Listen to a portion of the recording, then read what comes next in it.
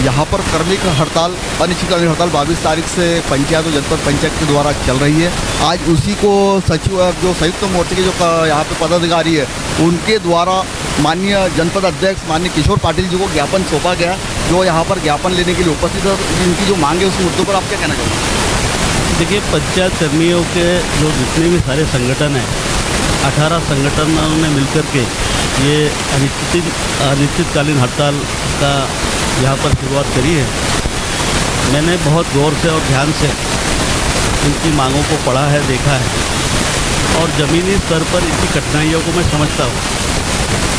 तो मेरे हिसाब से सरकार ने इनके प्रति संवेदनशील रहते हुए, जो कि हमारे मुख्यमंत्री सभी वर्गों के प्रति संवेदनशील रहे हैं, चाहे मजदूरों का विषय हो, चाहे किसानों का विषय हो, चाहे उद्योगपतियों का विषय हो, चाहे कर्मचारियों का विषय हो, इसमें हमेशा उन्होंने सकारात्मक रूप से किसी भी समस्या का निदान समय रहते हुए किया है।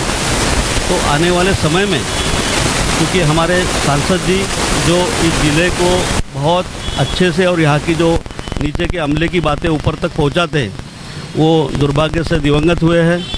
हमारे यहाँ के स्थानीय विधायक भी हमारे पार्टी के नहीं हैं, लेकिन हम सभी लोग जो भारतीय जनता पार्टी के कार्यकर्ता हैं, जिला पंचायत के अध्यक्ष हैं, मैं स्वयं जनपद का अध्यक्ष हूँ और आने वाले समय में हमारे यहाँ चुनाव है, तो चुनाव के लिए हमारे यहाँ नेताओं का आना जाना लगा हुआ रहता है, मंत्रियों का आना जाना लगा हुआ रहता है। मैं प्रभारी मंत्री जी से इस संबंध में बात करूँगा।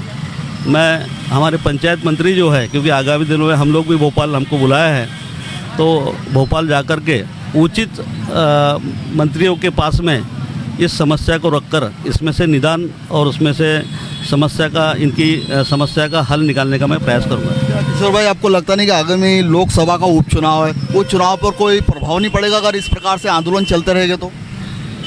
नहीं, निश्चित रूप से काम तो प्रभावित होता है, लेकिन फिर भी ये आज भी हमारा जो वैक्सीनेशन का कार्यक्रम है तो लगातार वो निरंतर चालू है।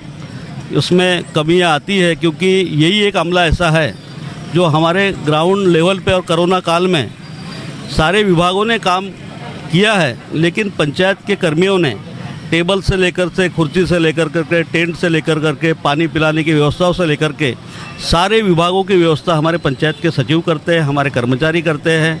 तो निश्चित रूप से इसका प्रभाव आने वाले दिनों में जबकि देखा जाए पूरे पंचायतों में ताले लगे हो, जबकि 90% काम लोगों के पंचायत से जुड़े हुए हैं और उनके लिए बड़ी समस्या पैदा हो गई। तो सरकार भी आपकी है, मध्य प्रदेश सीएम भी आपके, तो क्या इसका प्रतिनिधि मंडल मिलकर क्या इनकी समस्या के समाधान के लिए कोई प्रयास करोगे? नहीं, मुझे निश्चित रूप से विश्वास है क्योंकि ये प्रदेशव्यापी हड़ताल है और सारी बातें जो है मुख्यमंत्री जी के संज्ञान में है और रही होगी और इतना सारा काम प्रभावित होता है पंचायतों में ताला लगने से, तो निश्चित रूप से इसका हल बहुत जल्दी निकलेगा।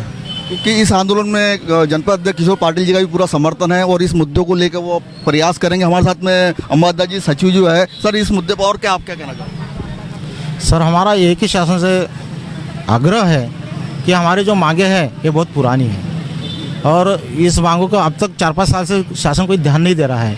अभी हमारा संयुक्त मोर्चा बना है जिसमें 17 संगठन है, 80,000 कर्मचारी है पूरे प्रदेश में और इतने संगठनों की उपेक्षा करना ये शासन के लिए अच्छी बात नहीं है। जिसमें हमारे जो संविदा कर्मी हैं इनको नियमितीकरण हो। एक ही इसमें कोई 9,000 रुपये काम कर रहा है, कोई 15,000 रुपये कर रहा है, कोई 22 पे कर रहा है, कोई 7 पे कर रहा है, ये भिन्नता क्यों? हमारी मांगे ये मुख्य है, ये पूरी होना चाहिए। आपकी कई सालों से मांगे चली आ रही, लेकिन अभी आने वाले समय में उपचुनाव है अपने बुरहानपुर खंडवा लोकसभा में, क्या उस पर निश्चित प्रभाव पड़ेगा? निश्चित ही अभी उपचुनाव है, शासन को भी मालूम है और ये 17 संगठन 80,000 कर्मचारी प्रभाव तो डालेंगे। फिर भी हमारा जो प्रदेश शीर्ष नेतृत्व है उनका जो आदेश होगा उसका अनुसार हम काम करेंगे। चलो, इस आंदोलन के लिए आज जनपद अध्यक्ष किशोर पाटिल जी का समर्थन प्राप्त हुआ और यहाँ पे अनिश्चितकालीन आंदोलन चालू है। मैं अनिल सोले, कैमरामैन सुरेश भाई के साथ में।